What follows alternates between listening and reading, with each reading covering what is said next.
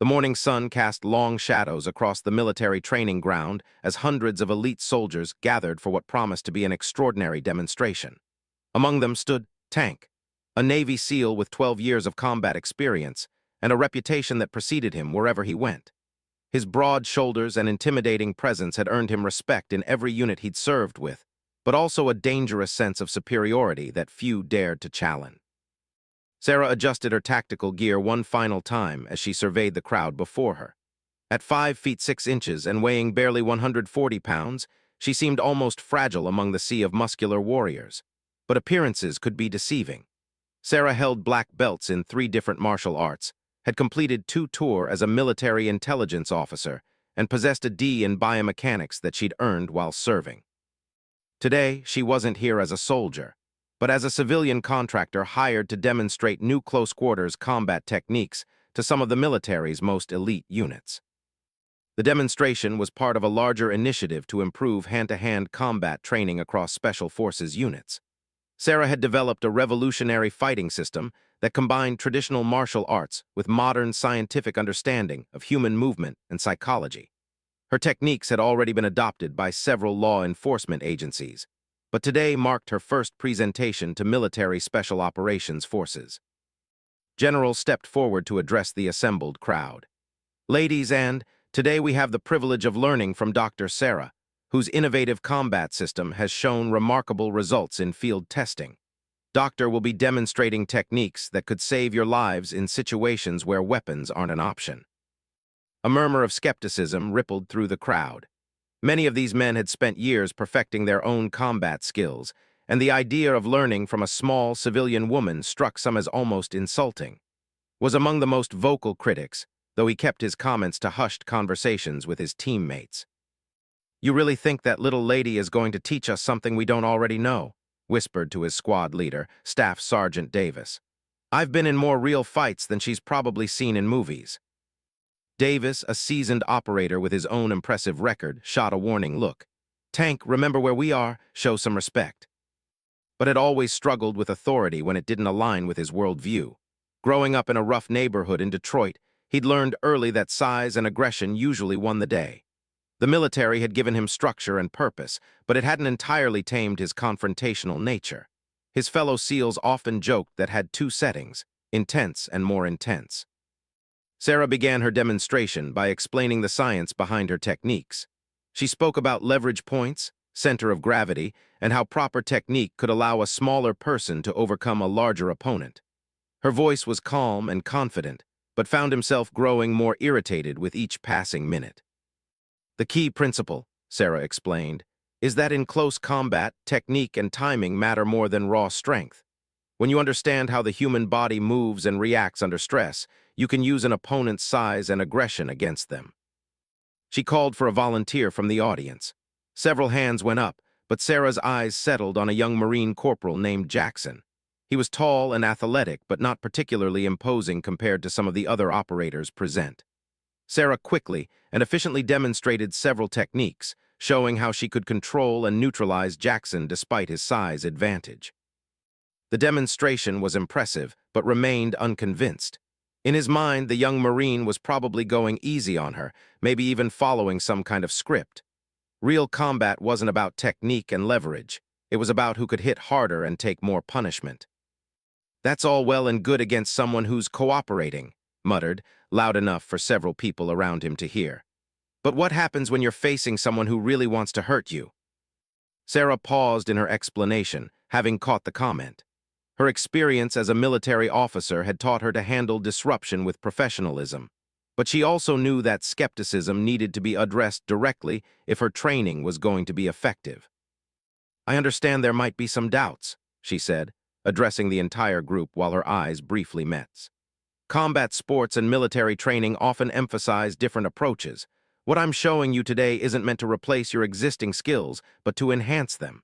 These techniques have been tested in real-world situations by law enforcement officers facing violent suspects." The rest of the morning proceeded smoothly, with Sarah demonstrating various techniques and answering questions from the attentive crowd. Most of the operators seemed genuinely interested and impressed by what they were seeing, but skepticism only grew stronger as the demonstration continued. During the break, found himself surrounded by several other SEALs and special operations personnel. The conversation quickly turned to the morning's demonstration and didn't hold back his opinions. "Look, I'm not saying she doesn't know her stuff," he said, though his tone suggested otherwise. "But there's a big difference between showing off some moves in a controlled environment and actually fighting for your life. Some of us have done both." His comments were drawing attention from other operators, and the mood was beginning to shift. What had started as healthy skepticism was morphing into something more problematic. Sarah noticed the change in atmosphere as she prepared for the afternoon session, but she was determined to complete her demonstration professionally. The stage was being set for a confrontation that would test everything Sarah had learned about combat, conflict resolution, and human psychology. In a few hours, hundreds of elite warriors would witness an encounter that would challenge their assumptions about strength, skill, and what it truly meant to be a warrior. The afternoon session was scheduled to include more advanced demonstrations and interactive training. Sarah had planned to work with smaller groups, allowing the operators to practice the techniques she'd shown them. But as the crowd reassembled after lunch, she could sense the shift in energy. Conversations died down as she approached the demonstration area, and she noticed several clusters of operators engaged in what appeared to be heated discussions. Had spent the lunch break holding court with his fellow warriors, his voice carrying across the mess tent as he expounded on his philosophy of combat. "I've got nothing against women in combat," he insisted, though his words suggested otherwise. "But let's be realistic here. When you're facing a 200-pound insurgent who's trying to kill you with his bare hands, all the leverage and timing in the world won't help if you don't have the raw power to back it up." His audience included operators from multiple branches of special forces, and opinions were mixed. Some agreed with his assessment, while others had been genuinely impressed by Sarah's morning demonstration. Staff Sergeant Davis tried to steer the conversation away from what he saw as dangerous territory. "Tank, you're missing the point," Davis said quietly. "She's not trying to turn us into ninjas. She's giving us additional tools that might save our lives someday." But was beyond listening to reason. The combination of his natural competitiveness, his deep-seated beliefs about combat, and what he perceived as a challenge to his expertise had created a volatile mixture. "Tools are only useful if they work when you need them," he replied. "And I guarantee you, the enemy isn't going to politely wait while you calculate angles and leverage points." Word of his comments had reached Sarah through the informal network that existed among military personnel. She dealt with skeptics before, but this felt different. This wasn't just professional disagreement. There was a personal edge to it that made her uncomfortable. Still, she'd committed to completing the demonstration, and she prided herself on her professionalism. As the afternoon session began, Sarah decided to address the skepticism directly. "I know some of you have questions about the practical application of these techniques," she said, her voice carrying clearly across the training area. "That's natural and healthy. Any training worth doing should be questioned and tested. That's how we improve and adapt." She paused, letting her eyes scan the crowd until they found. Combat is unpredictable, and no single technique or philosophy covers every situation. What I'm sharing with you today isn't meant to be a magic solution. It's meant to give you more options when traditional approaches might not be enough. Felt the weight of her gaze and the attention of his peers. In that moment, he faced a choice. He could let her comments stand, effectively backing down from his earlier criticism, or he could escalate the confrontation. His pride and his belief in his own combat philosophy made the decision for him. "With all due respect, ma'am," said, his voice loud enough for everyone to hear, "some of us have been in real combat situations where lives depended on our ability to win a fight. We've seen what works and what doesn't. Theory is one thing, but reality is something else entirely." The training ground fell silent. Every operator present understood the implications of his challenge. This was no longer just about fighting techniques. It was about credibility, respect, and the clash between traditional military culture and new approaches to warfare. Sarah felt her heart rate increase, but her voice remained steady. "You raise valid points, and I appreciate your perspective. My techniques have been tested in real-world situations by law enforcement and military personnel, but I understand that everyone's experience is different." "Law enforcement," scoffed. "That's not the same as combat, and you know it. When was the last time you were in a fight where someone was actually trying to kill you?" The question hung in the air like a challenge.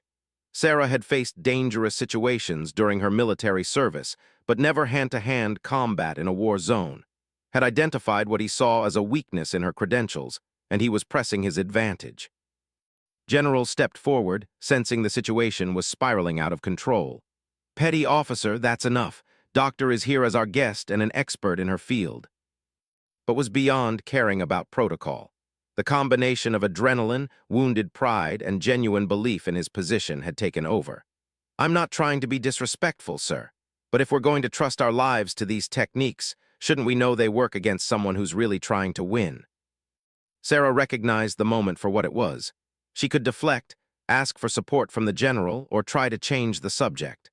But she also knew that walking away would undermine everything she was trying to accomplish.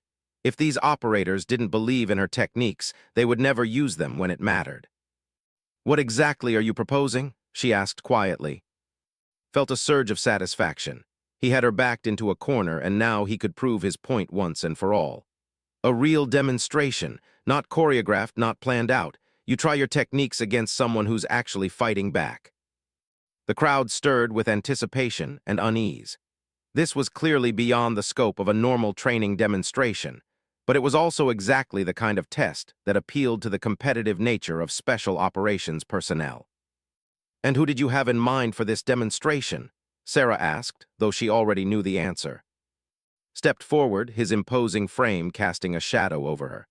"I volunteer. 12 years of combat experience, hand-to-hand training in multiple systems, and I promise you I won't be holding back." General started to intervene again, but Sarah held up a hand to stop him. She understood that this moment would define not just her credibility with this group, but potentially her entire career. If she backed down now, word would spread throughout the special operations community that her techniques couldn't stand up to real scrutiny. "I accept," she said simply, "but we'll need some ground rules and safety protocols." Grinned, the expression not reaching his eyes. "Whatever makes you comfortable, Doc. Just remember, in real combat, there are no ground rules." As word spread through the crowd that an impromptu challenge match was about to take place, operators began pulling out phones and positioning themselves for the best view. This wasn't just going to be a demonstration anymore. It was going to be a test that would determine whether Sarah's revolutionary techniques could survive contact with a skeptical enemy who had every intention of proving her wrong. The afternoon sun beat down on the training ground as two very different warriors prepared to settle their philosophical differences, the only way that truly mattered to the assembled crowd: through combat. The circle of operators formed naturally, creating an impromptu arena on the dusty training ground. Phones emerged from pockets as word of the confrontation spread beyond the immediate crowd. This wasn't just any sparring match. It was a clash between two different philosophies of combat, and everyone present understood the stakes. General reluctantly agreed to oversee the demonstration after Sarah insisted she could handle herself. "This is highly irregular," he muttered, but he recognized that attempting to shut it down now would only create more problems. "We'll treat this as a controlled sparring exercise. First person to achieve a dominant position or submission wins. No strikes to the head or spine." Nodded his agreement while stretching his shoulders and cracking his knuckles. At 6 feet 2 inches and 220 pounds of solid muscle, he looked like he could bench press Sarah without breaking a sweat. His confidence was evident in every movement as he loosened up for what he clearly expected to be a brief and decisive encounter. Sarah, meanwhile, appeared calm and focused as she removed her outer jacket and checked her gear. She understood that wasn't just fighting her, he was fighting everything she represented. In his mind, she was an outsider trying to tell him how to do a job he'd been doing successfully for over a decade. This wasn't just about proving a point, it was about defending his identity as a warrior. "You sure about this, Doc?" called out as they faced each other in the center of the circle. "It's not too late to back down. I'd hate for you to get hurt in front of all these fine warriors." His words were ostensibly concerned, but the mocking tone was unmistakable. Several operators in the crowd shifted uncomfortably. While most of them shared skepticism about Sarah's techniques, his behavior was crossing lines of basic military courtesy. Sarah's response was quiet but clear. "I appreciate your concern, petty officer. I'll do my best to make sure you don't get hurt either." A few chuckles rippled through the crowd at her unexpected response. His face darkened as he realized she wasn't going to be intimidated by his posturing. "All right," General announced reluctantly. "Begin when ready." Immediately moved forward, his approach straightforward and aggressive. He planned to use his size and strength advantage to overwhelm Sarah before she could implement whatever fancy techniques she'd been demonstrating. In his experience, complicated moves fell apart quickly when faced with simple, brutal force. But Sarah had been studying since the moment he first challenged her. She'd observed his body language, his movement patterns, and most importantly, his psychological state. He was angry, overconfident, and committed to proving a point rather than simply winning a fight. These were all advantages she could exploit. As lunged forward to grab her, Sarah moved laterally, using his momentum against him. The movement looked almost casual, but it was precisely calculated based on her understanding of biomechanics and human psychology. Found himself grasping at air while Sarah repositioned herself at an angle that gave her multiple options. "Come on," growled, frustrated that his first attempt had failed. "Stop dancing around and fight." He charged again, this time more aggressively, intending to use his superior reach and strength to corner her. But Sarah's response was even more subtle this time. She seemed to barely move, yet somehow found himself off balance and struggling to maintain control of the engagement. The crowd began to murmur as they realized that Sarah wasn't just avoiding attacks. She was systematically neutralizing his advantages. Every time he tried to use his size and strength, she redirected his energy in ways that left him increasingly frustrated and off balance. "What the hell is she doing?" whispered one of the SEALs watching from the edge of the circle. Staff Sergeant Davis, who had been growing increasingly uncomfortable with his behavior, found himself genuinely impressed. "She's fighting smart," he replied. "She's making him beat himself." Was beginning to realize that his initial assessment had been dangerously wrong. This wasn't going to be the quick and decisive victory he'd expected. Sarah's movements were precise and purposeful, each one designed to control the distance and angle of engagement. She wasn't trying to match his strength. She was using it against him. Growing desperate, abandoned any pretense of technique and simply tried to tackle Sarah to the ground. If he could get her down, he reasoned, his size advantage would be decisive. But as he committed to the takedown attempt, Sarah's true skill became apparent to everyone watching. Using a technique that combined elements of judo, aikido, and her own innovations, Sarah redirected charging momentum while simultaneously attacking his balance. The movement was so fluid and natural that it took a moment for the crowd to realize what had happened. The intimidating Navy SEAL who had spent the last several hours questioning Sarah's credibility was suddenly airborne, not from a dramatic throw or obvious technique, but from what appeared to be the simplest of movements. Sarah had used his own aggression and momentum to lift him off his feet and send him crashing to the ground. The sound of hitting the dirt was audible throughout the training ground. For a moment, the only sound was his labored breathing as he tried to process what had just happened. The crowd stood in stunned silence, many of them unsure of what they'd actually witnessed. But Sarah wasn't finished. As tried to get back to his feet, she moved with the kind of precision that only came from years of study and practice. Her follow-up technique was a joint lock that left completely immobilized, his arm trapped in a position where any resistance would result in serious injury. "Do you yield?" Sarah asked quietly, her voice barely audible to the crowd but crystal clear too. For several long seconds, said nothing. His face was pressed against the dirt, his body completely controlled by someone half his size.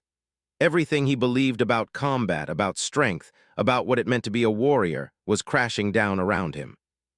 The reality of his situation was undeniable. He was defeated, dominated, and completely at the mercy of the woman he had mocked and challenged. In front of hundreds of his peers, his assumptions about combat had been proven catastrophically wrong. "I yield," he whispered, the words barely escaping his lips. Sarah immediately released the hold and stepped back, offering her hand to help him up. The gesture was professional and respectful, showing no trace of triumph or vindication. But the message to everyone watching was unmistakable. Technique, properly applied, could indeed overcome raw strength and aggression. The silence that followed submission seemed to stretch for an eternity. Hundreds of elite warriors, men and women who had seen combat in the world's most dangerous places, stood speechless as they processed what they had just witnessed. The dramatic reversal of expectations had shattered assumptions that many of them had held for their entire military careers. Slowly accepted Sarah's offered hand and pulled himself to his feet, dirt clinging to his uniform and his pride thoroughly demolished. His face was a mixture of confusion, embarrassment, and something else that took him a moment to identify: respect. The woman who had just dominated him completely had done so without malice or unnecessary force. She had simply demonstrated in the most direct way possible that his understanding of combat was incomplete. "How," he asked quietly, his voice hoarse from exertion and humiliation, "how did you do that?" Sarah studied his face carefully before responding. She had learned from experience that how she handled this moment would determine whether she had made an enemy or earned a convert. His question wasn't hostile or challenging. It was the genuine inquiry of a professional warrior trying to understand what had just happened to him. "Physics, psychology, and practice," she replied simply. "You're incredibly strong and skilled, petty officer, but you were fighting angry, and anger makes us predictable. You were trying to prove a point instead of simply winning the fight. That gave me advantages that had nothing to do with our relative sizes." General stepped forward, his expression unreadable. The unauthorized sparring match had put him in a difficult position, but the result had been so definitive that attempting to discipline anyone now would only draw more attention to the incident. "Outstanding demonstration," he announced to the crowd. "I think we've all learned something valuable today about keeping an open mind and the importance of continuous learning. Doctor, please continue with your scheduled training." But the mood had shifted dramatically. The skepticism that had characterized the morning session was gone, replaced by genuine curiosity and respect. Operators who had been dismissive of Sarah's techniques were now eager to learn more, while those who had been impressed earlier felt vindicated in their assessment. Found himself surrounded by his fellow SEALs, but instead of the supportive camaraderie he might have expected, he encountered a mixture of sympathy and barely concealed amusement. Staff Sergeant Davis approached him with a combination of concern and exasperation. "Tank, you need to get your head right," Davis said quietly, pulling aside. "That was completely unprofessional, and you made yourself look like an ass in front of the entire Special Operations community."